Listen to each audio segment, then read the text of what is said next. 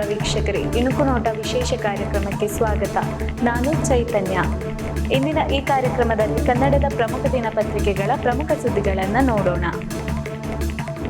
Diesel ದರ ₹2 ಏರಿಕೆ April 1ರಿಂದ ರಾತ್ರಿಯಿಂದಲೇ ಜಾರಿ. ಪ್ರತಿ ಲೀಟರ್ಗೆ ₹91.2 ನಿಗದಿ.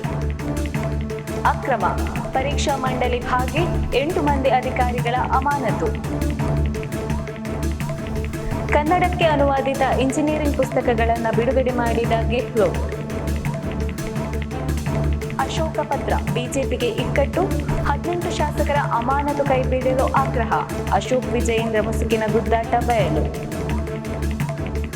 ಆರ್ಸಿಬಿ ಗುಜರಾತ್ ಹಣಾಹಣಿ ಇಂದು. ರಜತ್ ಬಳಗಕ್ಕೆ ಹ್ಯಾಟ್ರಿಕ್ ಜಯದ ಛಲ, ಗಿಲ್ ಪಡೆಗೆ ಗೆಲುವಿನ ಕನಸು. ವಿರಾಟ್ ಸಿರಾಜ್ ಮುಖಾಮುಖಿ. ವೀಕ್ಷಕರೇ, ಇವಿಷ್ಟು ಇವತ್ತಿನ ಪ್ರಮುಖ ಸುದ್ದಿಗಳು. ಇನ್ನಷ್ಟು ಸುದ್ದಿಗಳೊಂದಿಗೆ ನಾಳೆ ಭೇಟಿಯಾಗೋಣ. ನಮಸ್ಕಾರ.